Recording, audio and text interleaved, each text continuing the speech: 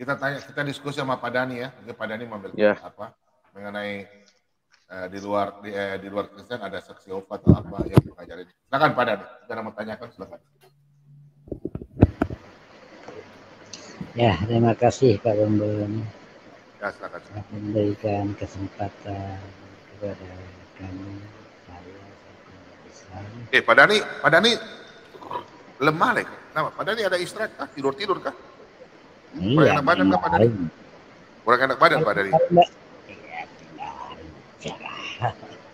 Loyo ya, kayak macam loyo ya. Minum jamu dulu Pak. Kayaknya kurang vitamin. Lemah syahwat. Bom. Ini coba besarin, ini papirus saya nih. Ini papirus. Oh, iya. Inilah papirus tuh. Di sampingnya tuh warna krem tuh, itu kertas. Ya, nah ini. Ini ketika saya matiin lampu, nanti jadinya gambarnya lain. Kita lihat ya.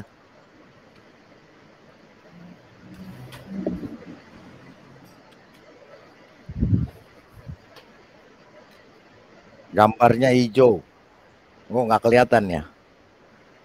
Kalau dimatikan lampu, dia jadi hijau, gambarnya Yesus menyingkir ke Mesir. Luar biasa.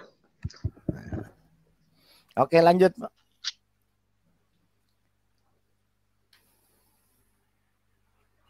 Oke, Pak Dhani, lanjut Pak Dhani. Sudah semuanya. Sudah. Oke, terima kasih.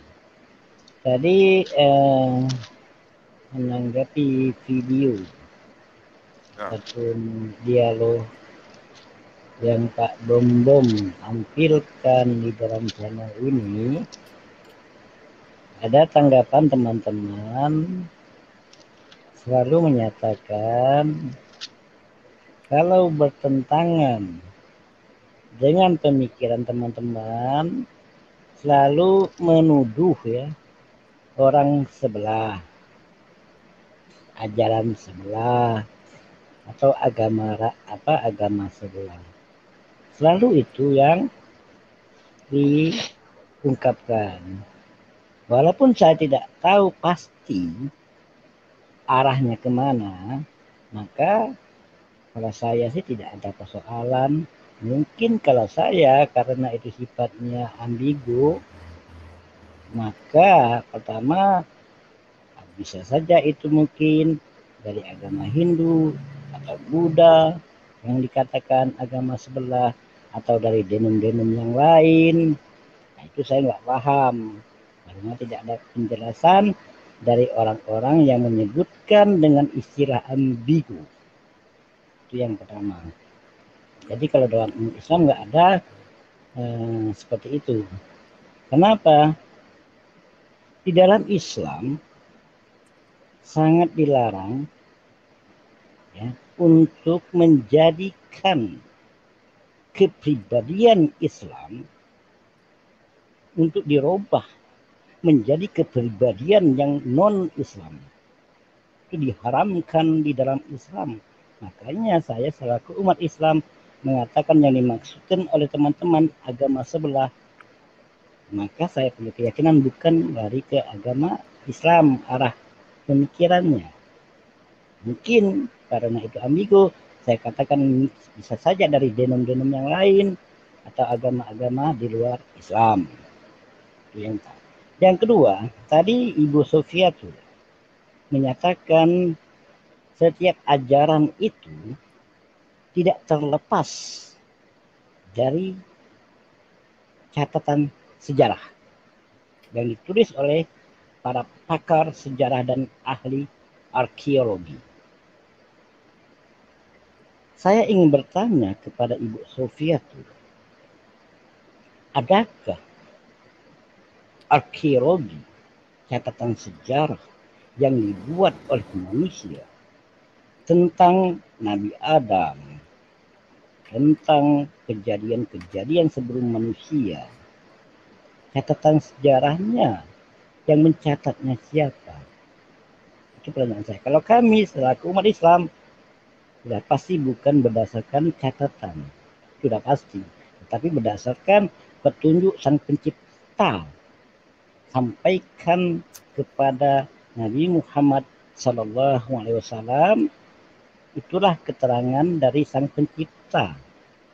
Memang tidak menggunakan catatan sejarah. Jelas.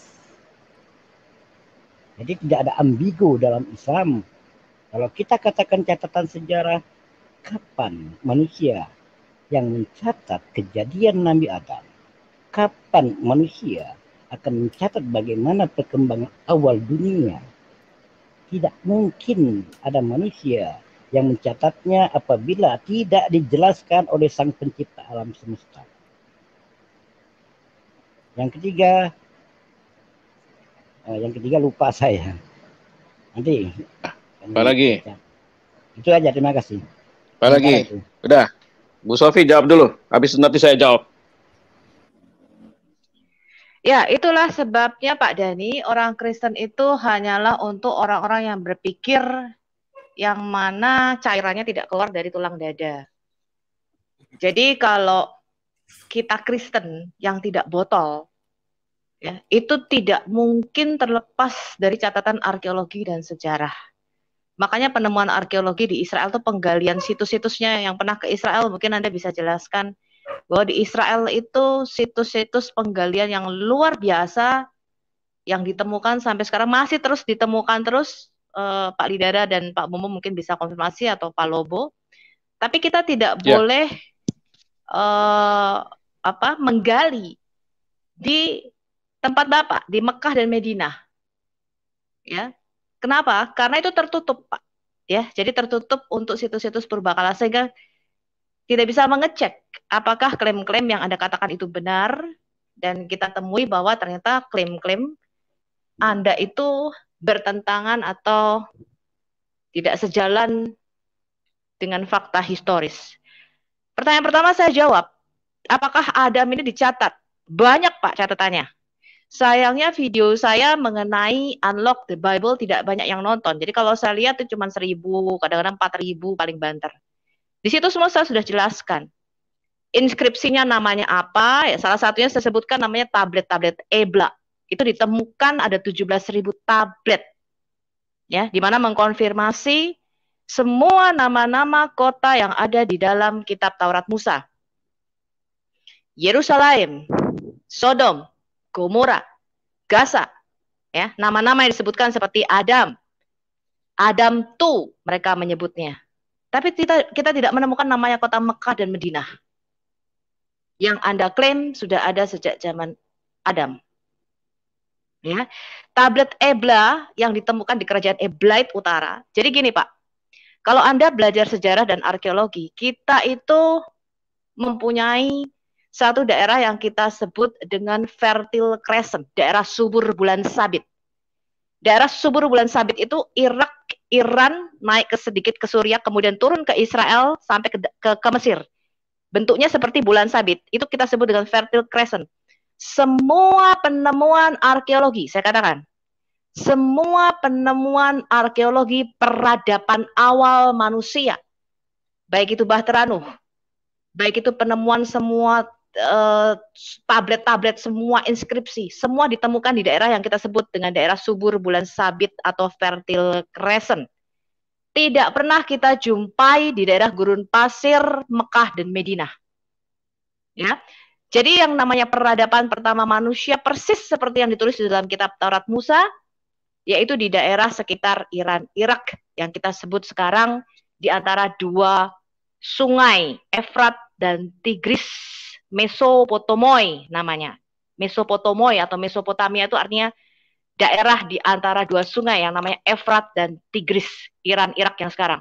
Itu adalah peradaban pertama manusia. Ya, disitulah taman di Eden itu berada. Ya, jadi Eden ini, Pak Bumum kemarin mengatakan ada di surga dan sebagainya. Well, I do believe that Eden ini bukan satu tempat khusus, tapi merupakan satu nama yang kita sebut dengan portal pertemuan. Jadi di Eden itu artinya pertemuan antara Tuhan dengan anak-anaknya. Ya, kalau dikatakan apakah iblis juga ada di Eden, itu kita bicara Eden, another Eden. Ya, tetapi kalau kita bicara Eden, ya jadi gini, bangsa timur dekat purba, kita harus untuk untuk Bapak tahu apa yang Musa tulis di dalam kitab Kejadian, terutama antara Kejadian 1 sampai Kejadian 11. Kalau kita bicara Kejadian 12 sampai Kejadian 50, itu kita bicara patriark atau bapak-bapak leluhur. Abraham, Ishak, Yakub.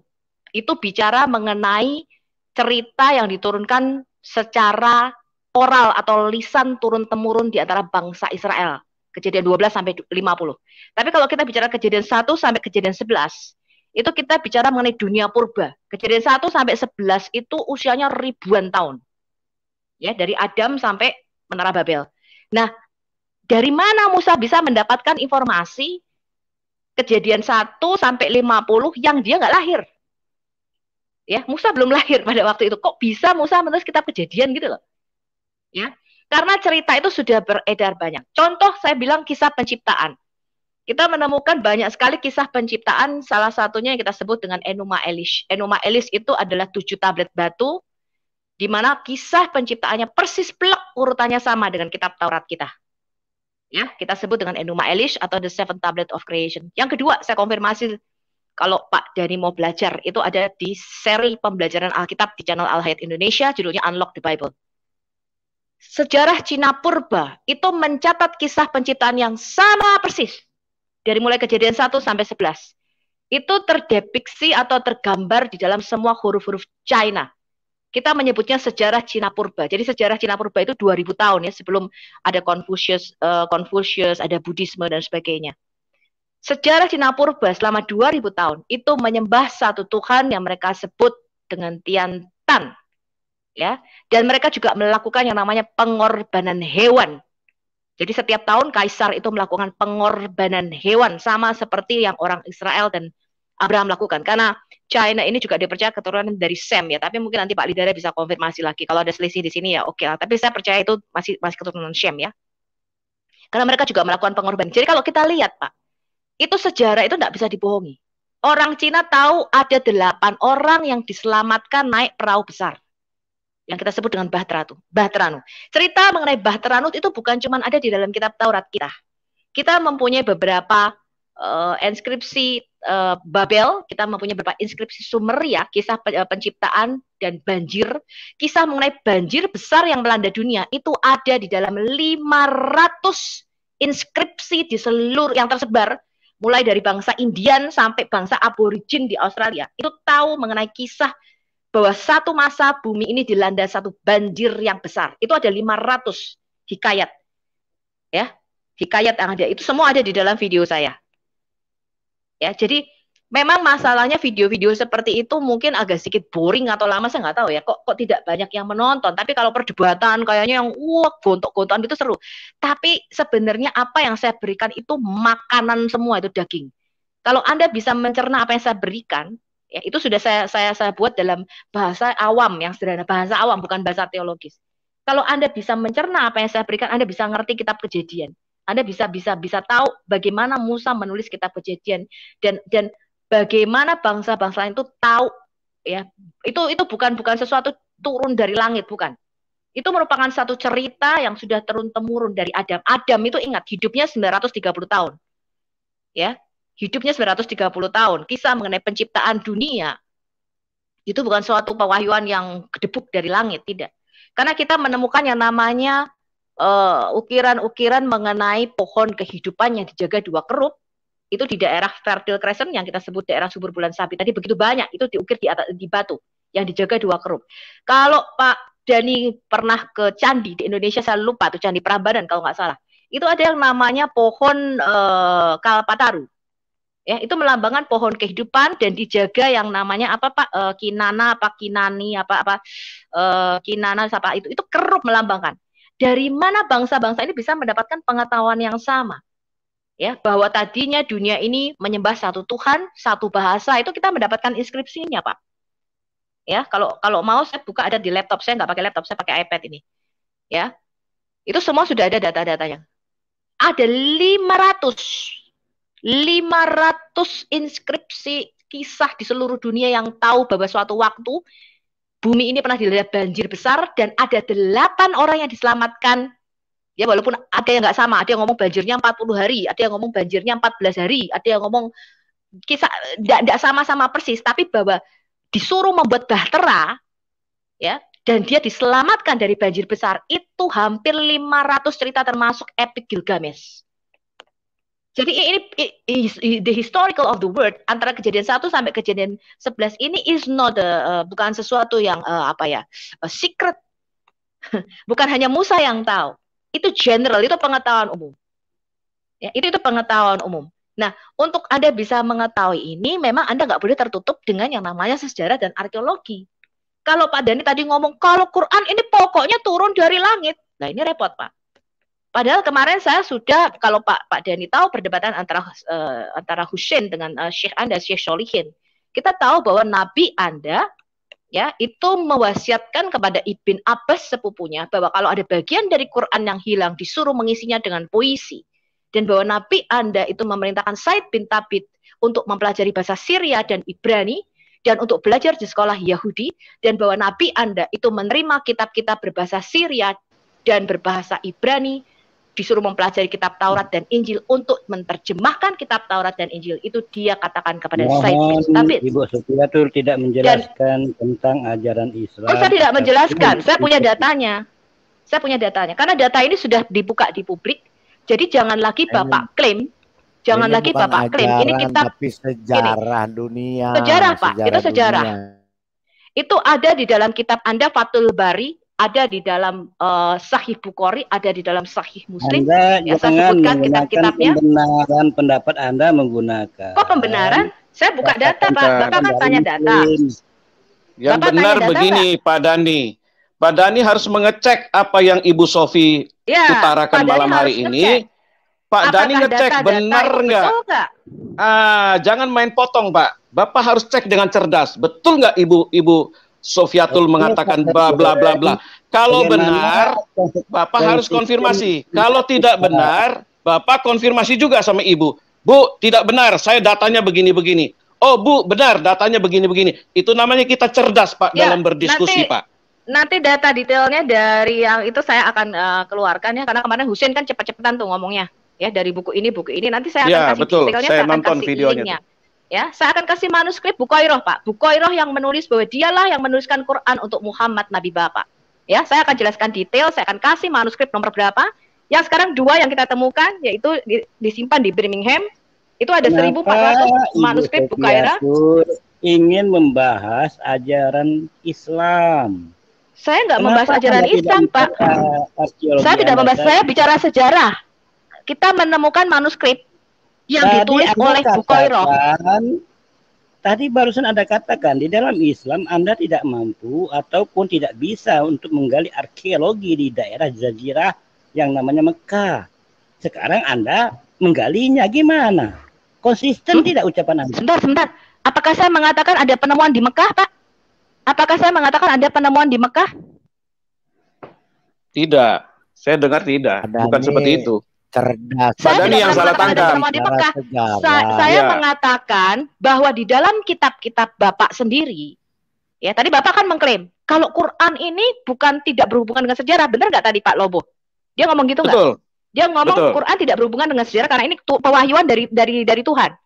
Saya mengatakan jangan lagi Anda klaim seperti itu, karena ternyata kita sudah tahu Islam tidak tergantung dari sejarah, jangan diplesetkan. Saya nggak ngomong sejarah, saya ngomong kitab Bapak. Ibn Abbas itu siapa, Pak? Sebentar, saya tanya, Ibn Abbas itu siapa? Sejarah. Sebentar, saya tanya, Ibn Abbas itu siapa, Pak? Ibn Abbas itu siapa menurut Pak Dhani? Jelaskan saja. Enggak, saya tanya dulu. Ibn Abbas itu siapa? Ibn Abbas itu siapa? Saya sudah jelaskan. Kalau kita yang berpikir secara elegan, di saat kita jawab saja. Ada temanya. Saya menjawab. Saya kan sudah menjawab. Saya sudah menjawab. Pak Dhani, jangan lagi. Pak Dhani jangan lagi mengklaim kita Bapak turun dari langit yang merupakan pewahyuan. Karena ternyata di dalam kitab-kitab Islam, di dalam sebentar, di dalam kitab-kitab Islam ternyata memang ternyata Ibn Abbas diperintahkan oleh Nabi Bapak kalau ada bagian-bagian dari Quran yang hilang, Ibn Abbas disuruh mengisinya dengan puisi. Itu ada di dalam kitab Bapak. Itu yang saya pertanyakan. Jangan lagi Bapak klaim ini kitab turun dari langit gitu loh, Pak. Ya, karena sudah terbukti sudah terbukti dari Sahih Bukhari, dari Sahih Muslim, dari Fathul Bari, dari kitab-kitab yang kita bisa percayai, ya itu kitab-kitab yang dipegang Sunni, bahwa Nabi Bapak memerintahkan Said bin Thabit untuk belajar bahasa Ibrani dan Syria. Itu sudah terbukti, Pak. Ya, makanya Pak Dhani saya minta jangan lagi mengklaim ini kitab turun dari langit atau merupakan pewahyuan. Karena ternyata Nabi Bapak menerima kitab-kitab berbahasa Syria dan Ibrani. Apa korelasinya? Saya menjawab pertanyaan Pak Dhani. Pak Dhani kan tadi mengklaim Quran tidak ada hubungannya dengan sejarah. Ternyata Muhammad menyuruh Said bin Thabit untuk mempelajari kitab Taurat dan Injil. Pak Dhani, Nabi Bapak itu menerima kitab-kitab berbahasa Syria dan Ibrani. Tidak menggantungkan kepada sejarah catatan manusia. Pak, itu bukan catatan sejarah atau manusia, itu catatan yang ada di dalam kitab Bapak. Hadis daripada Ibn Abbas. Bapak ini gimana sih, nggak denger ya? Ibn Abbas itu kan sepupu Nabi Bapak. Said bin Thabit itu kan yang nulis mengumpulkan Quran itu yang ngomong sendiri, Pak. Saya disuruh Muhammad belajar kitab-kitab berbahasa Syria dan Ibrani. Said bin Thabit itu siapa sih, saya tanya? Hah? Siapa tuh Said bin Thabit? Kok dia bisa ngomong saya mempelajari bahasa, saya disuruh Rasulullah mempelajari bahasa Ibrani dan Syria untuk belajar, untuk menerjemahkan Taurat dan Injil. Kok bisa Said bin Thabit ngomong gitu, saya tanya? Ini Ibu nggak ada seperti itu. Kalau nggak ada, kita sudah dituntut, Pak. Saya tanya, Pak. Saya tanya, Bapak baca kitab Fathul Bari nggak? Itu pelajaran anak kecil, Bu, bagi kami di pesantren, Bu. Loh kok Bapak nggak tahu? Itu kan ada di situ, Pak. Bapak baca Al-Bidayah wal Nihayah nggak? Ibu bertanya apa? Bapak baca Al-Bidayah wal Nihayah nggak? Anda Bapak baca, saya bukan sok tahu, Pak. Saya menyampaikan data. Bapak jangan ngomong saya sok tahu ya, Pak. Bapak jangan ngomong saya sok tahu ya. Saya menyampaikan data dan data itu ada di dalam kitab Bapak. Pak Dhani sebaiknya bantah dengan data, jadi jangan pakai asumsi. Itu baru cantik, Pak. Kalau Bapak bantah dengan asumsi itu nggak ada habisnya, Pak. Bantah membantah, Pak Logo. Nah, tadi kan Pak Dhani suruh Bapak bantah data-data dari Fathul Bari, dari Ibn Hajar Asqalani. Ya, Bapak bantah data-data sendiri. Itu hanya menimbulkan perdebatan yang tidak berguna. Tapi kita sudah tahu kok kalau Quran Bapak itu bukan turun dari langit kok. Kita sudah tahu, Pak. Itu nggak bisa Bapak bohongi lagi bahwa Nabi Bapak menyuruh Ibn Abbas kalau ada bagian-bagian dari Quran yang hilang disuruh mengisinya dengan puisi. Jangan Anda paksakan kepada orang lain. Saya nggak pernah maksa. Ngapain saya maksa Bapak? Ngapain saya maksa Bapak masuk ke? Saya menyampaikan data.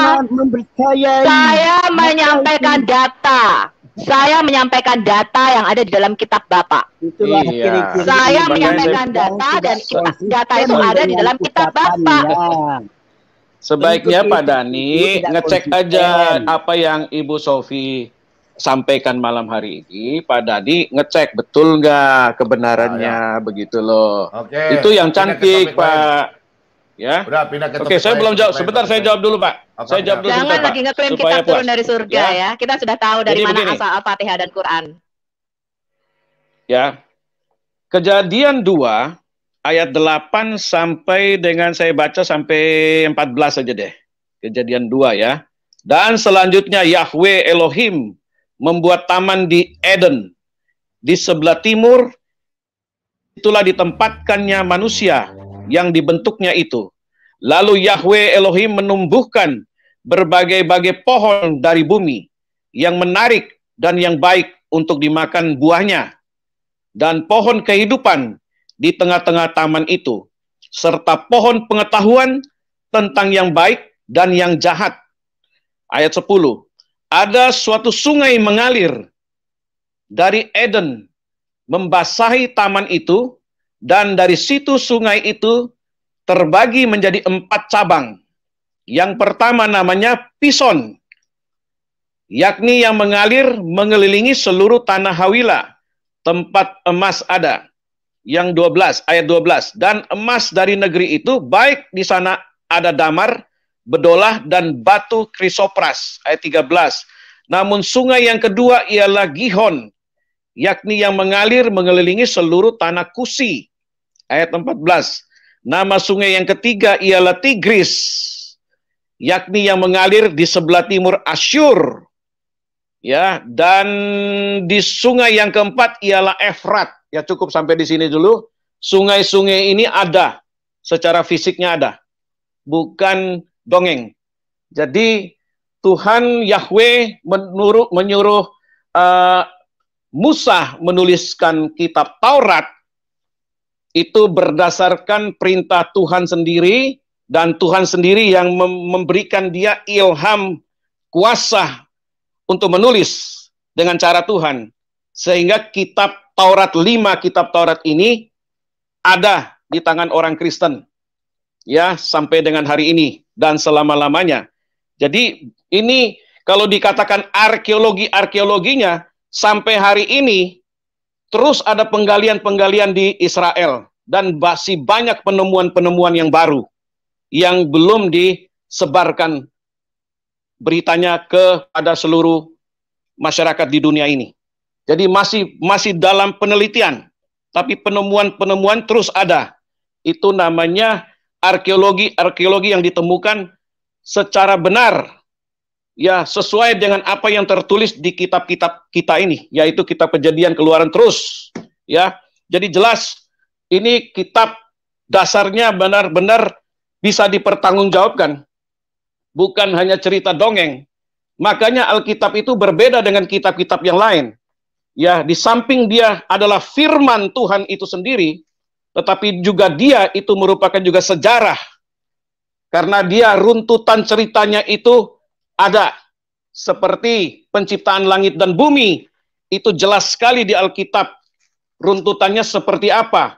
Ya, hari pertama apa, hari kedua apa, sampai hari ke-7 apa, itu jelas. Ribuan tahun yang lalu, Alkitab sudah menceritakan oleh Nabi Musa, ribuan tahun yang lalu adalah penciptaan langit dan bumi.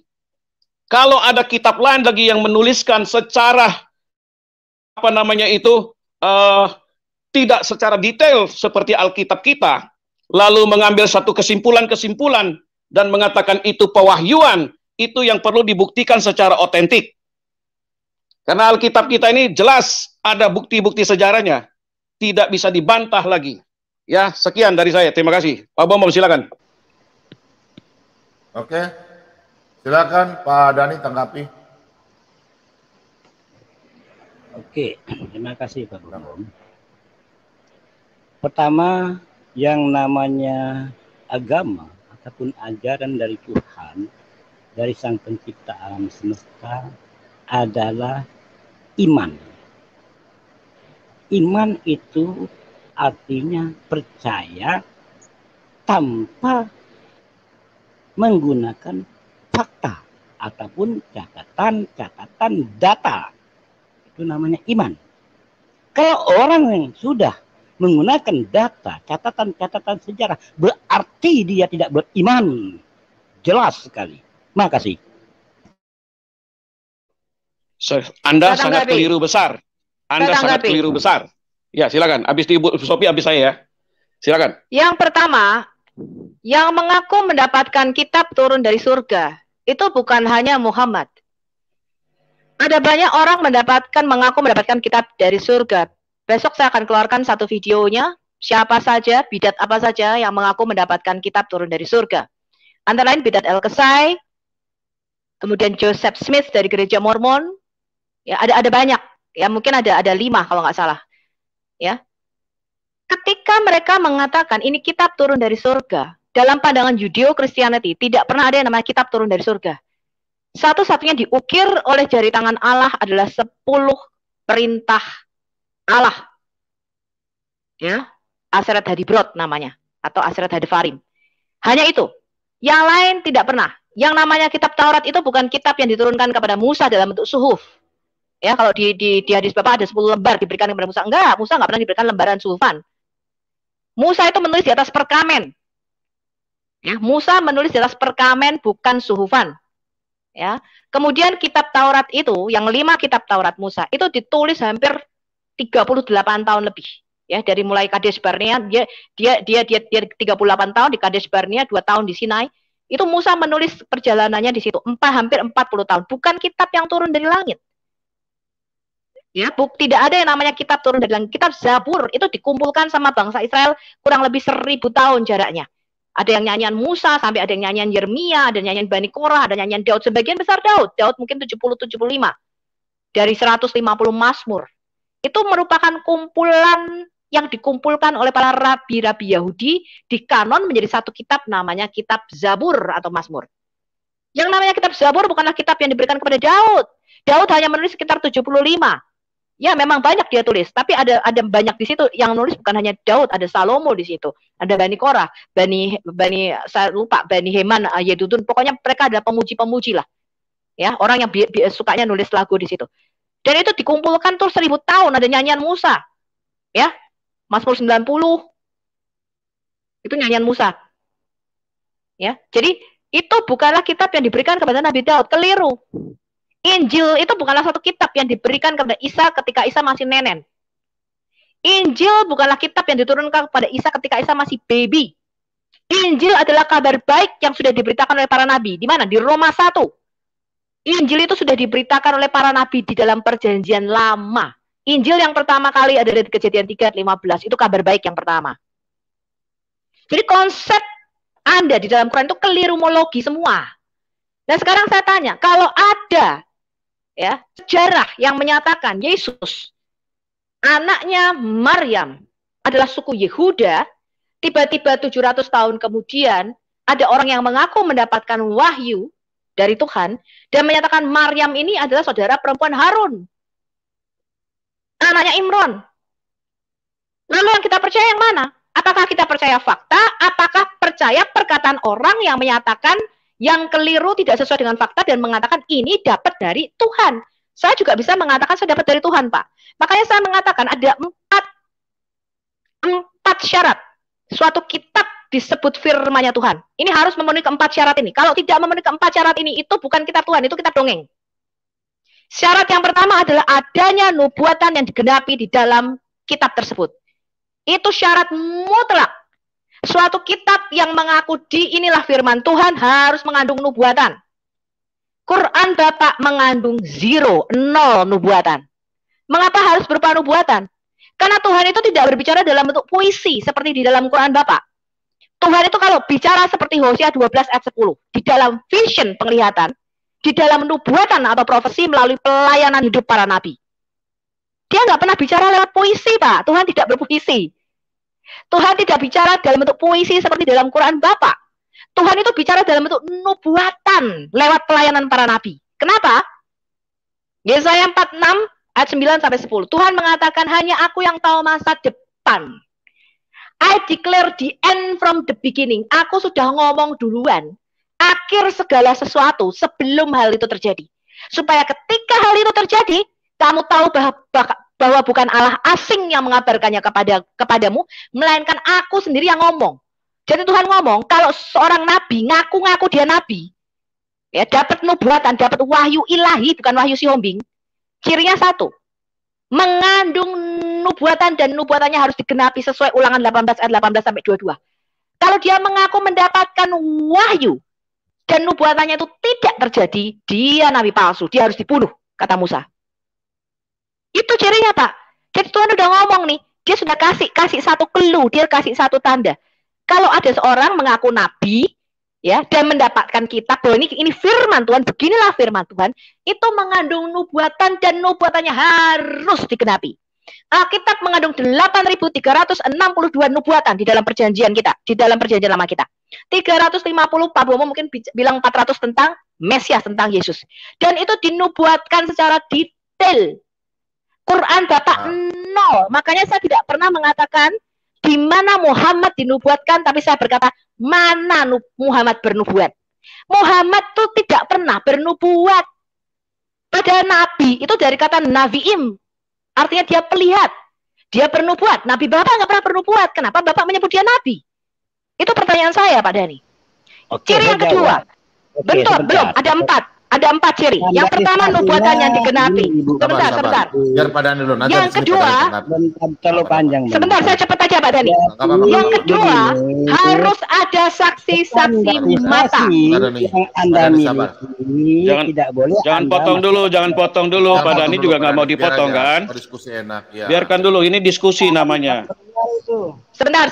Ya, jangan Tadi dipotong. saya mengatakan ada 4 syarat. Pak Dhani bantah. Ya, saya mengatakan ada 4 syarat. Syarat yang pertama sangat-sangat vital, yaitu nubuatan. Seorang nabi yang tidak bernubuat namanya bukan nabi, Pak. Ya, nanti Bu Sufiatul bicara, saya kasih tunjuk ayat ya, Bu ya. Nggak apa-apa. Ibu bicara aja, saya kasih tunjuk ayat. Silakan. Yang kedua, harus ada saksi-saksi mata, Pak. Makanya Tuhan berkata kepada para nabi, "Kamulah saksi-saksiku, bahwa tidak ada Allah selain aku." Jadi Allah yang sejati itu Allah yang menyatakan dirinya punya saksi mata. Ya, makanya Allah berkata, "Kamulah saksi-saksiku dari sejak semula, bahwa tidak ada Allah sebelum aku dan tidak akan ada Allah sesudah aku." Kamu saksinya. Harus ada saksi mata, Pak. Ya, makanya Alkitab tidak ditulis oleh satu orang. Kan harus saling menguatkan. Nabi itu tunduk kepada nabi. Urapan nabi itu harus tunduk kepada nabi. Yang ketiga, Pak, harus mengandung, tidak boleh bertentangan dengan fakta sejarah. Tidak boleh, Pak. Contohnya di dalam Quran, Musa itu bisa bicara dengan orang Samaria. Bagaimana mungkin orang Samaria itu 700 tahun setelah Musa mati kok? Bagaimana mungkin ada orang yang mengaku saya mendapatkan wahyu dari surga dan dia mengatakan Musa bertemu dengan orang Samaria dan ngomongnya begini-begini, orang Samaria membuat anak lembu emas, itu keliru-melogi. Orang Samaria itu membuat penyembahan anak lembu emas itu di Dan dan di Bet-El ketika kerajaan Salomo sudah pecah jadi 2. Kerajaan Israel di utara, kerajaan Yehuda di selatan. Mereka membuat penyembahan anak lembu emas itu di Dan, di kota Dan di utara, dan di Bet-El di selatan. Bukan pada zaman Musa. Nggak mungkin ya orang mengaku mendapatkan wahyu ilahi, kemudian dia mengatakan Musa bercakap-cakap dengan orang Samaria. Dari mana ceritanya ini? Ya, itu keliru-melogi, Pak Dhani. Nggak mungkin, nggak bisa bertentangan dengan fakta, kebenaran. Ya. Kemudian yang keempat, Pak, didukung dengan arkeologi. Bukti menambahkannya tidak bertentangan dengan hati nurani, saya setuju. Firman Allah tidak boleh bertentangan dengan hati nurani. Dan firman Allah tidak berubah. Tidak bisa dibatalkan, diganti, dihapuskan, apalagi diganti dengan yang serupa. Tuhan mengatakan firmanku kekal selama-lamanya. Dan firman yang keluar dari mulutku tidak mungkin kembali dengan sia-sia. Firman Tuhan tidak bisa dibatalkan, Pak. Ya, itu saja saya rasa, Pak Bomom, silakan kalau mau ditambahi. Saya tambahin. Saya tambahin dulu sedikit. Saya tambahin sedikit ya. Saya tambahin sedikit ya Pak Dhani ya. Jadi di kekristenan itu iman itu adalah dasar dari sesuatu. Buatan yang digenapi di dalam kitab tersebut. Itu syarat mutlak. Doubling ya. Puas, Mas. Sudah. Ya. Jadi iman di kekristenan itu dasar dari segala sesuatu yang tidak kita lihat. Dan bukti dari segala sesuatu yang kita harapkan. Itulah iman di kekristenan. Jadi bagaimana kita bisa percaya kepada penciptaan langit dan bumi jikalau tidak menimbulkan iman dalam hidup kita? Bagaimana ketika Tuhan menciptakan terang di hari pertama jikalau tidak ada iman dalam hidup kita? Ya, bagaimana kita bisa percaya bahwa Abraham mempersembahkan Yitzhak di tanah Moria sebagai persembahan kepada Tuhan karena ketaatannya, kalau bukan iman yang berbicara di situ? Jadi tanpa iman tidak mungkin orang berkenan kepada Bapa di sorga. Iman itu penting, tetapi bukan beriman buta. Kita harus melihat juga data-datanya secara otentik, yaitu menyangkut juga sejarah. Ya, seperti kenapa Abraham mempersembahkan Yitzhak sebagai korban yang sulung, karena Yitzhak itu anak perjanjian antara Yahweh dengan Abraham. Dia menantikan selama 25 tahun anak itu lahir di usia daripada Abraham 100 tahun. Ya, waktu Abraham menghampiri Hagar, pembantunya, orang Mesir itu, usia Abraham adalah 86 tahun. Jadi antara Ismail dengan yang namanya Yitzhak itu berbeda sekitar 14 tahun. Waktu Abraham dan Sarai mengusir yang namanya Ismail, itu Ismail berumur 13 tahun. Sudah meninggalkan Kanaan. Dia pergi ke padang gurun Paran. Yang tinggal dengan Abraham itu adalah Yitzhak. Ketika Abraham membawa Yitzhak ke tanah Moria, itu Yitzhak itu berumur 13 tahun. Dan Yitzhak itu disuruh memikul yang namanya kayu sebagai korban bakaran nanti. Jadi bagaimana mungkin kita bisa percaya tanpa iman? Di sini kita bisa melihat perbedaan umur antara Yitzhak dengan Ismail berbeda 14 tahun. Jadi jelas Alkitab mengatakan Yitzhak yang dikorbankan itu sudah jelas sesuai fakta sejarah. Itulah iman kami. Sesuai yang saya katakan tadi, iman adalah dasar dari segala sesuatu yang tidak kita lihat dan bukti dari segala sesuatu yang kita harapkan. Itulah iman. Terima kasih. Silakan dijawab. Oke, terima kasih Pak Lobo.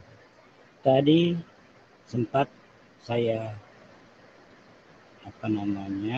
memberikan tanggapan dikit bahwasannya setiap agama itu memiliki standarisasi bagi agamanya masing-masing. Maka dari itu jangan kita memaksakan standar kita kepada agama yang lain. Itu merupakan bentuk sudah menyalahi daripada kodrat manusia ataupun aturan yang telah disepakati oleh manusia itu sendiri. Jadi dengan kata lain, standar kita khusus untuk kalangan kita. Standar orang, ya silakan. Jangan kita memaksakan, apalagi mau mencampur adukan atau terkesan memaksakan standar yang dibangun oleh saudari Sofiatul kemudian mau diterapkan di dalam standar orang Islam yang nggak nyambung. Coba Anda renungkan dengan baik itu. Saya tanya Pak Dhani. Boleh saya tanya Pak Dhani? Silakan. Baik, saya tanya. Tadi Pak Dhani mengatakan Quran tidak berkesinambungan dengan sejarah. Saya mendapatkan wahyu dari surga. Tolong di-mute dulu Pak, ya. Saya tanya kepada Pak Dhani, kalau Quran ini tidak berkorelasi dengan sejarah, saya tanya apakah tokoh-tokoh nama yang disebutkan di dalam Quran itu merupakan tokoh sejarah apa tokoh dongeng? Terima kasih. Saya katakan dan saya pertegas, Al-Quran, tolong dicatat sampai akhir hayat ya. Al-Quran tidak tergantung kepada sejarah. Jangan dipeleset-pelesetkan. Pertanyaan saya bukan itu, Pak. Pertanyaan saya bukan itu. Pertanyaan saya, apakah Nabi Nuh, Daud, Musa, Isa, Khidir, Syuaib, Zulkifli, ya, Dzulkarnain, kemudian siapa lagi tokoh-tokoh yang disebutkan Samaria, ya Samiri, apakah ini tokoh dongeng atau tokoh sejarah? Itu pertanyaan saya. Dalam Islam, apabila sudah tercantum di dalam Al-Quran yang merupakan keterangan dari Sang Pencipta alam semesta, maka itulah kebenaran. Dalam pertanyaan saya bukan itu, Pak. Dengarkan dulu, biarkan saja, Bu. Biarkan. Ini komen potong-potong. Saya sekali lagi saya tegaskan bahwasannya apabila Sang Pencipta alam semesta yang telah menyampaikan cerita-cerita ataupun kisah-kisah yang telah dialami manusia di muka bumi ini, maka itulah kebenaran menurut perspektif Islam. Baik, saya tanya. Bisa dipahami? Saya tanya. Silakan. Kalau kita baca kisah Putri Salju, kita baca Cinderella, kita baca Pinocchio. Pinocchio apa Pinocchio nih kata Pak Marban? Pinocchio. Saya nggak perlu tahu ya Pinocchio ya yang punya belalai. Saya tidak perlu tahu latar belakang sejarah ini ada di daerah mana, kira-kira kapan tahun kelahirannya. Mereka selalu memulai dengan once upon a time, di suatu waktu. Alkitab nggak dimulai dengan begitu, Pak. Contoh, kita bisa mendeteksi dengan tepat kapan kitab Yesaya ditulis. Kita bisa mendeteksi dengan tepat kapan kitab Taurat ditulis. Kita bisa mendeteksi dengan tepat kapan kelahiran Yesus, karena ditulis pada zaman Kaisar Agustus memerintah. Pada waktu itu Pontius Pilatus menjadi prefektusnya. Pada zaman itu Imam Kayafas. Sebentar, Pak Dhani, jangan potong saya. Ya, jangan potong saya. Kalau tadi ya, tokoh-tokoh dongeng ini kita tidak perlu tahu background sejarahnya. Kenapa? Karena dongeng. Saya nggak perlu tanya. Ya, kemudian diceritai dengan mereka mengatakan di negeri antah berantah, in a far far away land. Tapi Alkitab tidak menceritakan demikian, Pak. Karena Alkitab itu tokohnya tokoh sejarah semua.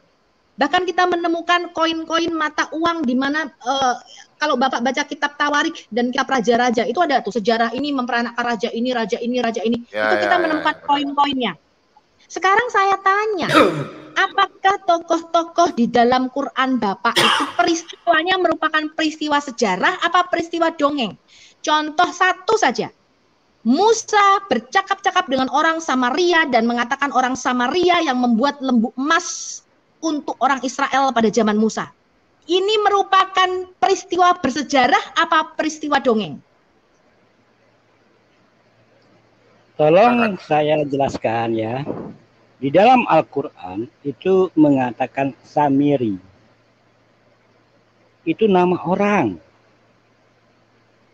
Bukan nama suatu Bapak mau taruhan berapa sama saya kalau Samiri adalah Samaria?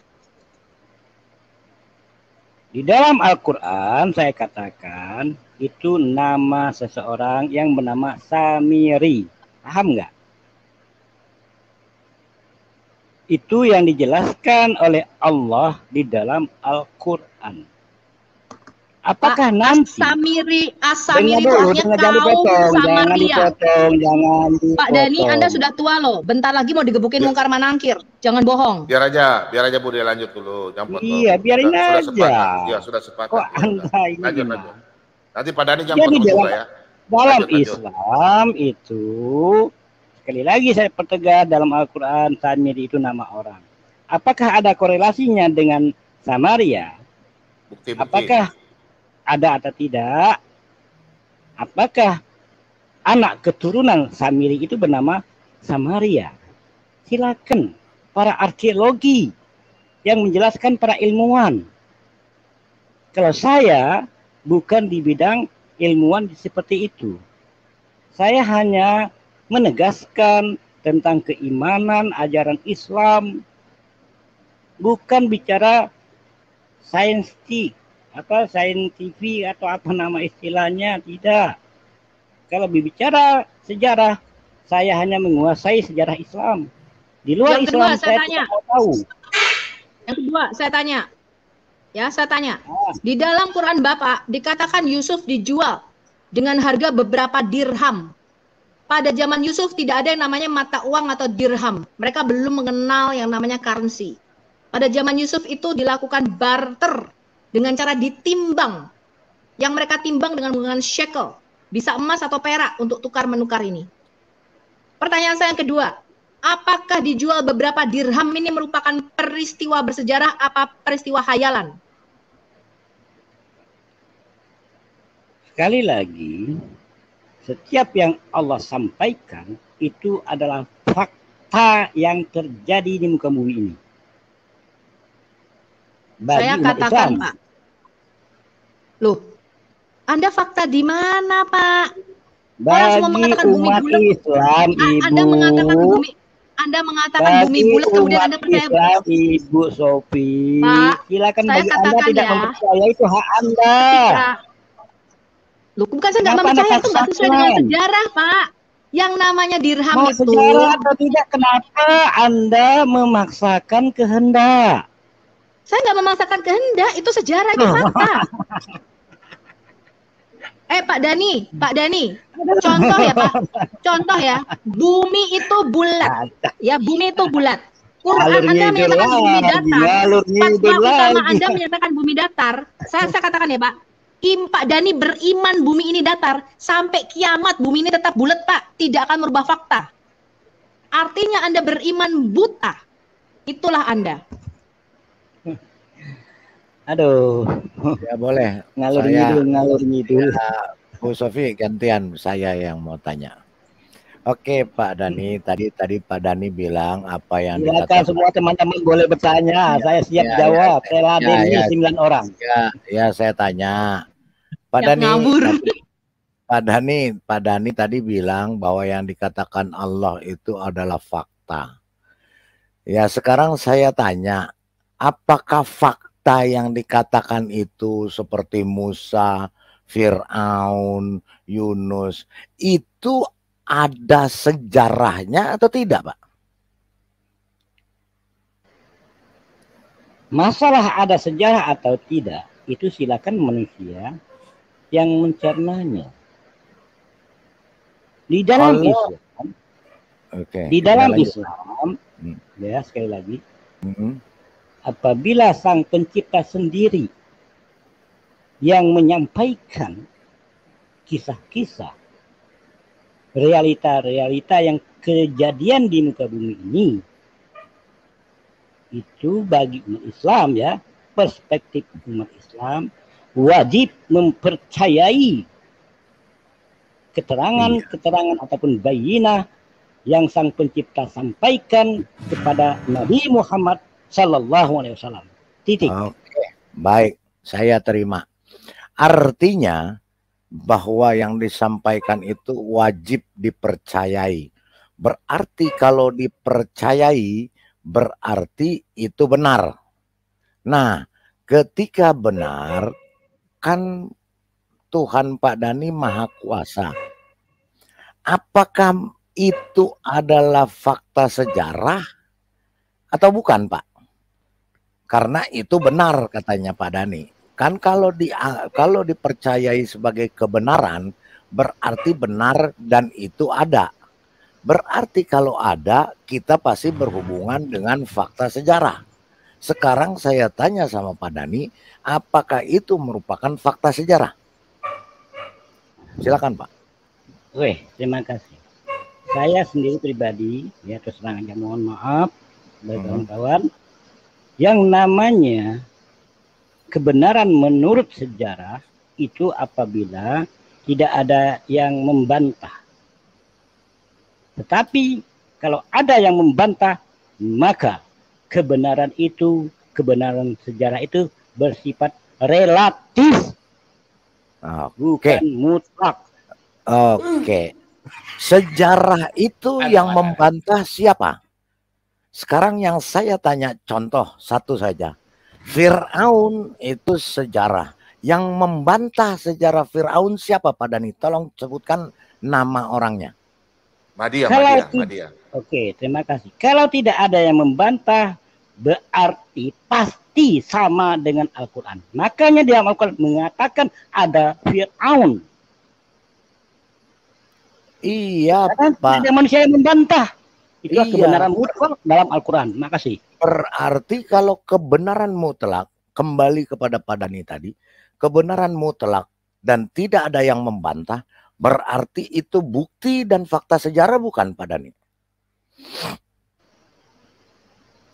Kalau bukti dan fakta sejarah saya katakan apabila tidak terbantah atau tidak ada yang mampu ataupun tidak ada kata-kata pembantahan di dalam para ilmuwan arkeologi maupun pakar-pakar sejarah ataupun pakar-pakar historis. Tetapi apabila ada pakar historis yang membantah, maka itu tidak bisa dikatakan kebenaran mutlak. Maka itu kembali kepada kebenaran relatif. Sekarang fakta sejarah itu Fir'aun ada yang bantah atau tidak, Pak Dhani? Jangan muter-muter seperti kerbau ngober ekornya. Sekarang yang saya tanya, Fir'aun itu ada nggak yang membantah kebenarannya? Tidak ada. Tidak ada. Ilmuwan tidak ada yang membantah. Berarti itu fakta atau bukan? Fakta sejarah atau bukan? Bisa saja Anda katakan fakta, tetapi dalam Al-Quran tidak jelas mengatakan. Apa? Nah, itulah korelasinya Al-Quran di dalam tidak jelas. Sekarang di Pak Dhani, Pak Dhani pelan-pelan ya Pak Dhani. Di Al-Quran itu ada nggak menceritakan Fir'aun?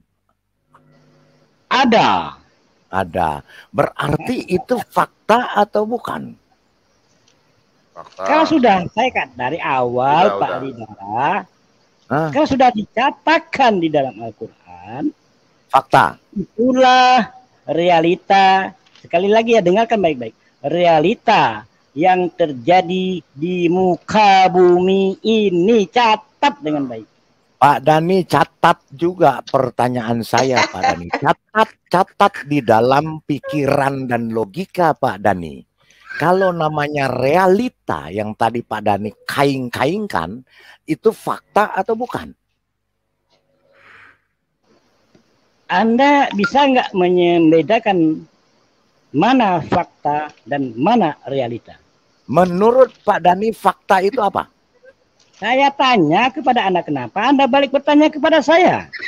Loh, gimana? Aduh, Pak Palidara juga lucu-lucu Palidara. Oke. Fakta atau realita itu sama, sami mawon. Sudah, sabar. Iklan. Fakta atau realita itu sami mawon, Pak Dhani. Pemberitahuan anak-anak Tuhan, ya. Sholat ABM 2, kami tim Sholat ABM 2. Ada beberapa hamba Tuhan ya yang kami pakai di Sulawesi maupun di Jawa maupun di Pulau Sumatera, yang mana dikoordinator oleh Pak Lobo, Pak Lidara, Pak Slamet, Pak Daeng Gasing dan beberapa teman ya. Dalam bulan ini dan bulan ke depan ini banyak pembaptisan. Mohon kiranya teman-teman dapat membantu dalam pelayanan. Kemarin sudah ada pembaptisan ya, satu keluarga, dan dalam minggu besok ini akan anak-anaknya dibaptis. Ya. Anak-anaknya siap untuk minggu depan, itu di kota tertentu yang kita tidak bisa kasih tahu. Dan ini ada pembaptisannya. Nah, oke. Kemarin ya, ini yang Pak lama, sekian lama dia belum siap dibaptis, tapi setelah dia belajar dan dia menonton tim Sholat ABM 2. Hari ini puji Tuhan mudah-mudahan ya. Bukan mudah-mudahan tapi pasti di dalam diskusi ini semakin anak-anak Tuhan yang jauh akan diberkati dan mereka akan mengenal dan kembali kepada Tuhan kita Yesus Kristus dan mereka akan mengenal. Oke. Iya, pesan saya juga Pak Bombom nambahin. Yang ingin dibaptis, yang dari channel Al Hayat juga kontak studio Pak Bombom ya Pak Bombom ya. Iya. Untuk pembaptisan ya kasih nomornya karena beberapa minta dibaptis. Anda bisa kontak ke nomor Pak Bombom ya teman-teman, nanti akan kita atur wilayah mana ya. Amin. Haleluya. Banyak yang mau dibaptis. Oke. Saya lanjut dulu. Saya bicara. Sebentar Pak Lidara, sebentar Pak. Enggak, saya nyambung dikit lagi Pak Bombom. Berarti kalau realita itu fakta ya Pak Dhani ya. Berarti kalau realita itu fakta atau reality. Benar nggak Pak Dhani? Realita itu fakta atau sama dengan realita. Benar nggak? Supaya jangan salah nih saya. Iya, saya sih silakan berdasarkan pengetahuan dan keilmuan yang Anda miliki, Anda jelaskan. Makanya saya bertanya. Oke, kalau keilmuan yang saya pahami dan yang berlaku di dunia yang tanda kutip waras dan punya logika ini, Pak Dhani, realita itu pasti fakta. Fakta itu pasti realita. Jadi fakta bukti sama dengan realita. realita sama dengan fakta dan bukti. Oke, sekarang saya tanya, kalau memang Fir'aun fakta, berarti Allah dapat fakta itu dari mana? Kalau Fir'aun itu saya dari awal katakan coba dengar, makanya saya bilang dicatat ucapan saya. Fir'aun itu realita. Tapi bukan fakta. Fakta. Tapi bukan fakta. Bukan fakta. Fakta dia bilang, Pak. Fakta. Kalau Anda dengar dulu. Tadi dengar saya Pak Lidara ya, dengarkan baik-baik. Begini. Sebentar, diam. Sebentar saya potong. Nanti begini putar-putar.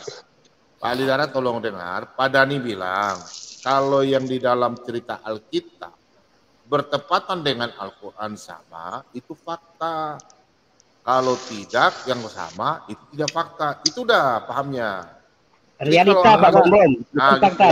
Realita dia nggak berani bicara fakta, Pak. Dia nggak berani bicara fakta, Pak. Realita. Makanya, jadi dia mau lebarkan realita. Makanya lari ke pertanyaan lain aja. Pokoknya itu aja. Kita tanya aja, Pak. Apa bedanya fakta dengan realita menurut Allah Ibnu Dani?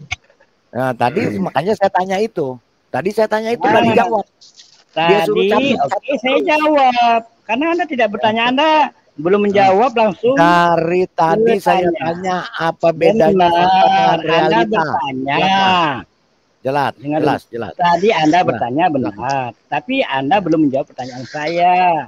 Sekarang saya sudah mendapatkan jawaban dari Anda bahwasanya fakta dan realita adalah sama. Kalau saya pasti beda. Siapa bilang fakta dan realita sama? Itu jauh betul jawabannya.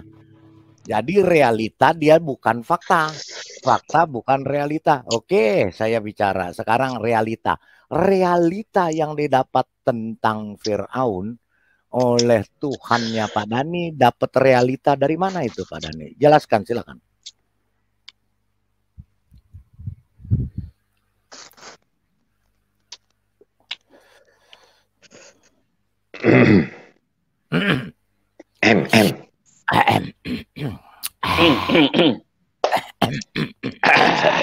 Dia juga nggak bisa jawab, jangan dipaksa lagi. Giliran saya. Oke, lanjut. Berarti tidak bisa dijawab. Lanjut. Dia tidak tahu realita dapatnya dari mana. Oke, silakan lanjut, Pak. Boleh saya lanjut? Aduh, pergi Pak Bagdani. Signalnya. Oke. Iya ya. Sebelum kepada real, realita berasal dari kata real. Real itu nyata. Realita, real. Ya. Realistis. Beda, gitu. Pak. Katanya dia beda. Dengar nggak tadi? Oke. Fakta. Fakta itu adalah bukti pendukung yang membuat pernyataan sehingga realita itu adalah menghasilkan suatu realita. Tanpa fakta, kita tidak bisa mengatakan itu realita. Bagaimana kita mengatakan itu sebagai suatu keadaan yang nyata, real, tanpa ada fakta? Kan begitu. Nah, fakta itu bukti pendukung. Baru bisa kita akan nyatakan itu realistis, benar. Kan begitu. Nah, menarik ya argumentasi Bang Dani tadi. Ya tetap kita hargai ya. Bagaimanapun teman-teman kita yang ada di seberang sana selalu mengatakan bahwa mereka itu bukan kitab sejarah. Ya. Nah, mereka mengatakan, Bang Dani tadi menarik sekali mengatakan bahwa ya sudah dikonfirmasi oleh Allah Subhanahu wa Ta'ala. Kan begitu. Hanya berdasarkan satu sumber. Nah, siapa yang mengatakan bahwa itu berasal dari Allah Subhanahu wa Ta'ala? Itu pun hanya berasal dari satu orang, yaitu Muhammad. Ya kan gitu. Oke, saya setuju kata Bang Dani bahwa sejarah itu tidak selamanya benar. Ya, tapi bagaimanapun sejarah itu ya bisa untuk membuktikan kebenaran yang tertulis sebagai bahan konfirmasi apakah yang tertulis itu sesuai dengan fakta. Kalau sesuai, itulah soal realita. Faktanya sesuai. Realitanya ya realita, berarti itu benar-benar pernah terjadi.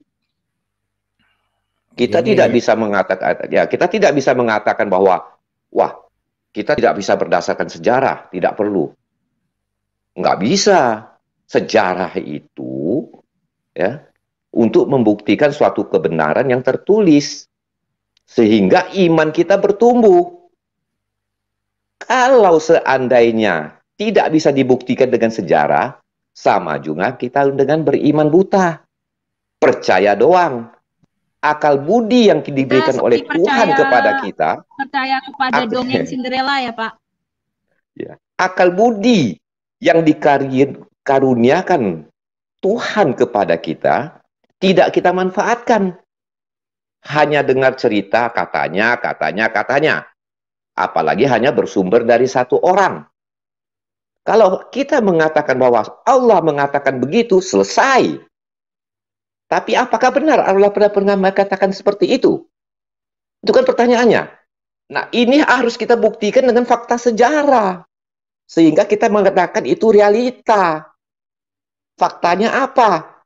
Kalau hanyakah satu orang yang mengatakan bahwa itu berasal dari Allah, apakah bisa kita katakan itu fakta? Nggak bisa. Dalam hukum saja ada dua. Mungkin Pak Dara tahu, ya, hitam di atas putih, ya kan? Kemudian ada saksi kan ada dua kan, Pak Dara? Hitam di atas bolpen, hitam di atas bolpen, Pak, makhluknya bolpen. Saksi itu harus lebih dari satu. Satu saksi tulis dan saksi hidup, saksi yang melihat kan? Satu saksi bukanlah saksi. Kalau tapi oke lah, kita hargai Bang Dani ya. Kalau dia sudah beriman, walaupun fakta sejarah dia tidak bisa menunjukkan itu, tapi dia yakin itu berasal dari kata Tuhan, berasal dari kata Tuhannya, ya kita hargai. Tetapi kalau kita meragukan itu, ya wajar-wajar saja. Karena apa? Yang mengatakan itu bersumber daripada Tuhan, yang mengatakan itu hanya satu orang yang mengatakan. Ya. Jadi saya mau tanya sama Pak Mor. Sebentar, saya lanjut sedikit lagi. Nah, kemudian mengenai Bu Sofi tadi. Tadi Pak Dani mengatakan Bu Sofi memaksakan kehendak. Saya kira bukan demikian. Yang terjadi sebenarnya pertanyaan Bu Sofi itu tidak bisa dijawab Bang Dani dengan tegas. Hanya mengatakan itu dari Tuhan. Ya wajar. Dalam hal ini, ya, sebagai orang yang belajar arkeolog, dia mengejar secara arkeolog. Itu wajar. Karena apa? Keimanan Sofiatul tumbuh, ya, yang tertulis dalam kitab suci yang diyakini oleh Sofiatul itu diselidiki berdasarkan arkeologi. Wajar, ya, kalau Bu Sofi mengejar sampai ke situ. Karena saya menilai Bu Sofiatul ini orangnya bukan beriman buta. Dia mencari kebenaran berdasarkan fakta. Sehingga dia tahu itu adalah realita. Terima kasih. Lanjut, Pak Didara. Jadi gini, Pak Mordechai, saya mau tanya. Ya. Di dunia ini kan hanya ada 3. Fakta, bukti, dan realita. Siap. Fiksi, dongeng. Jadi yang mana pilihannya ini? Nah, buku-buku ada bukti fakta, ada buku fakta realita dan sejarah, ada buku fiksi, ada buku dongeng. Nah, kita mau legenda. Ya, nah, iya dongeng legenda lah. Legenda dongeng legenda sama lah. Jadi yang mana ini masuknya itu yang saya mau tanya sama Pak Dani. Tapi dia nggak bisa jawab, ya sudah, itu haknya dia. Silakan yang lain. Saya lanjut sedikit. Maaf, saya lanjut sedikit ya. Maaf, saya tidak mengatakan bahwa itu keyakinan Bang Dani itu dongeng dan sebagainya, tidak ya. Saya tidak ingin mengatakan seperti itu. Saya cuma ingin berkata begini. Segala sesuatu yang tertulis, ya, kemudian tidak bisa dibuktikan atau tidak ada orang usaha untuk membuktikan bahwa itu apakah realita, ya. Itu adalah cerita dongeng. Kenapa? Dongeng itu nggak perlu kita cari lagi faktanya. Kita tahu itu hanya cerita rakyat dari mulut ke mulut, ya, hanya menghibur. Silakan lanjut. Ya, pertama sekali saya tanggapi dulu Pak Bombom. Ya, kita berbicara di sini harus konsisten dengan pemikiran kita. Tadi Pak Lidara mengatakan fakta dan realita adalah sama. Namun di ujung-ujungnya menjadi berubah. Apakah ini dikatakan memiliki konsisten atau tidak? Di saat saya katakan fakta dan realita tidak sama. Bagaimana Pak Lidara? Sama Bang Dani, fakta itu adalah bagian daripada realita Bang Dani. Dia tidak bisa dikatakan realita kalau tidak ada fakta gitu loh. Faktanya apa? Bang Dani misalnya mengatakan begini, bahwa ini bersumber realita real. Ini adalah firman Tuhan, konfirmasi dari Tuhan, Tuhan yang memberitahu. Faktanya apa? Kan begitu. Bang Dani pasti faktanya apa? Bang Dani kan mengatakan ya faktanya iman Bang Dani. Faktanya sudah dikatakan Muhammad. Karena Bang Dani meyakini apa yang dikatakan Muhammad itu adalah iya. Kan begitu. Jadi saling keterkaitan. Sebentar Pak Modokai. Kalau Pak Modokai menjelaskan saya terima. Tapi kalau Pak Lidara mengatakan, bagi saya sangat lucu kalau secara keilmuan dia menyamakan antara fakta dan realita itu sama. Realita ya fakta, fakta ya realita katanya. Itu menimbulkan di dalam kita mengungkapkan keilmuan yang kita miliki itu sudah menunjukkan di bawah standar yang disampaikan oleh Pak Modokai. Bagaimana kita mau berbicara, berdialog dengan pisau yang tumpul. Kalau dengan Pak Modokai, saya dengan Pak Bombom enak. Karena nyambung. Kalau kita sama-sama pisau yang tajam, dialognya enak. Sangat enak. Dan memberikan edukasi kepada pendengar, kepada masyarakat. Berarti pisau Pak Lidara harus diasah dulu nih. Tajam dari mana? Nanti biar Pak Bombom dengan Pak Modokai yang Anda nggak tahu sejarah. Itu statementnya Pak Dani yang kasihan orang tua ini, kasihan. Pisaunya udah karatan. Pisaumu udah patah Pak Dani. Kasihan otakmu Pak Dani. Itu haknya Pak Dani, nggak bisa dibantah itu. Nggak bisa Pak Bombom, nggak bisa. Dia mengatakan saya di bawah standar. Dia jauh di bawah standar saya. Dan jauh di bawah standar. Pak Dani ini otaknya mohon maaf jauh di bawah standar. Biarkanlah orang yang menilai Pak Lidara. Pak Dani ini mohon maaf Pak Dani, otak Pak Dani di bawah standar anak SLB, tahu SLB? SLB itu sekolah luar biasa yang ngeces melulu. Nah itu maaf Pak Dani ya jauh.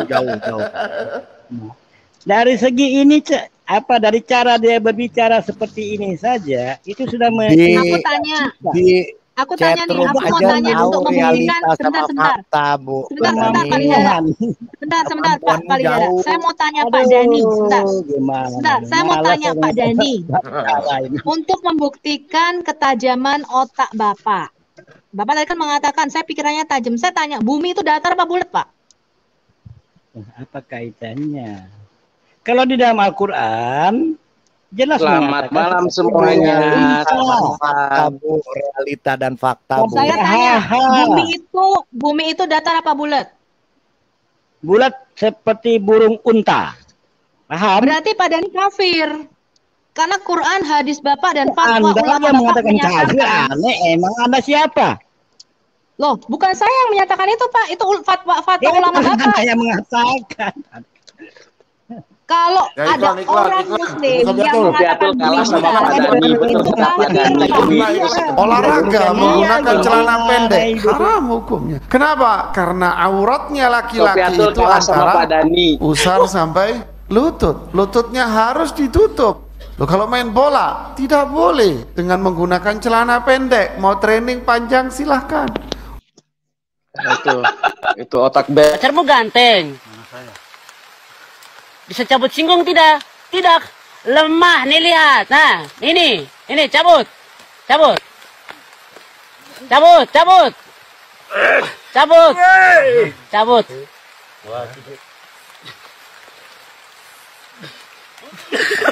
Maaf, kita juga lemah.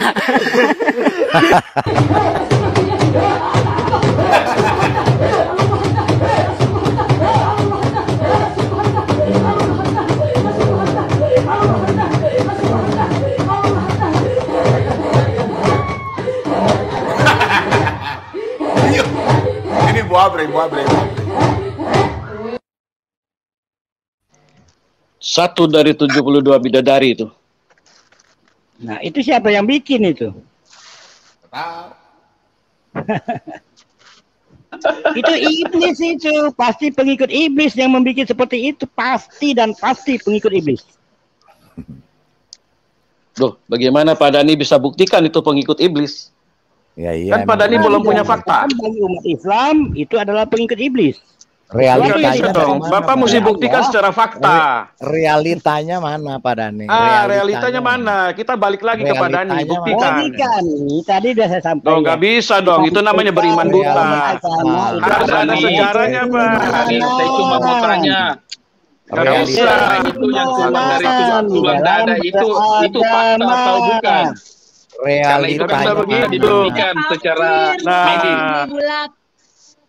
Udah satu-satu. Itu namanya Pak Dhani mau menang sendiri, nggak bisa begitu. Udah. Yang mengatakan satu dari 72 bidadari. Kapan dia melihat bidadari? Nah, itu dia tulisnya begitu. Itu faktanya dia tulis. Iya, yang nulis berarti pengikut iblis. Nah, Bapak demo sama dia. Sekarang ada orang mengatakan bumi ini bulat. Dari dulu kita dicokoki dengan teori NASA itu, langsung kita berkeyakinan bumi ini bulat. Dulu siapa yang ragu bahwasanya bumi itu bulat? Sekarang saya pun ragu. Pas ada ulama berdasarkan ayat dan hadis menyatakan bumi ini datar, diketawain. Nah, lalu disalahkan ayatnya, disalahkan hadisnya, disalahkan agamanya. Dari mana kelihatan bulat? Nggak tahu juga anak kelihatan bulat dari mana. Bahwa bumi itu bulat itu kebohongan NASA yang sekarang mulai dibongkar. Dulu saya tidak akan ragu bahwasanya bumi itu bohong. Bulat. Sekarang antum ragu nggak? Dia mulai ragu, ada flat earth. Bumi bulat itu bohong. Kata mereka banyak videonya di mana? YouTube dibantah, semua mengatakan kalian dibohongin. Dengan penjelasan sangat ilmiah yang sekarang membantah teori NASA tersebut. Syekh Islam Ibnu Taimiyah, para ulama-ulama salaf, dan bahkan Syekh Utsaimin, Lajnah Fatwa Arab Saudi memfatwakan siapa yang mengatakan bumi ini bulat, maka dia sudah menjadi kafir, murtad. Ya. Salah satu di antara yang menekankan demikianlah Syekh Abdul Aziz bin Abdullah bin Baz rahimahullahu ta'ala. Sampai menulis buku tentang hal itu, bahkan sampai menyatakan siapa yang tidak percaya tentang bumi ini datar, dia kufur. Bumi ini adalah datar. Itu fatwa para ulama. Ya, fatwa Syekh Islam Ibnu Taimiyah. Lebih baik ditertawakan oleh manusia daripada bertolak belakang dengan keyakinan yang diterangkan dalam ayat. Ternyata al-ard flat ternyata. Bumi ternyata apa? Ya. Datar. Berdasarkan beberapa nas ayat dan hadis, bumi ini datar. Tampilkan Yesaya 40 ayat 22. Yesaya 40 ayat 22. Pak Bombom. Tampilkan Pak Bombom. Yesaya 40 ayat 22 saya baca. Kasih saya kesempatan ngomong dong, kasih saya kesempatan. Sebentar. Bu Sofia tuh berarti lu sama saya debatnya. Lu sama saya debat ya. Berarti lu sama saya debat. Kesempatan 3 menit dong. Dah. Lu sama saya debat. Anak-anak ya. Surat An-Naziat ayat Lu sama saya debatnya. Nah, lu sama saya debatnya. Oke. One by one. Oke. Oke, saya baca dulu sekarang ya. Yesaya 40 ayat 22. Dia yang bertahta di atas bulatan bumi, yang penduduknya seperti belalang. Dia yang membentangkan langit seperti kain dan memasangnya seperti kemah kediaman. Kitab Yesaya ini ditulis sekitar tahun 700 sebelum Masehi. Jadi Yahweh Elohim Adonai sudah memberitahu bahwa bumi ini bulat. Gampang cara kita mengetahui bumi ini bulat. Berdiri saja di pinggiran laut, di pasir pinggiran laut di pantai. Lihatlah kapal yang berangkat itu. Makin lama dia makin tenggelam. Makin lama dia makin tenggelam. Itu menyatakan bumi itu bulat.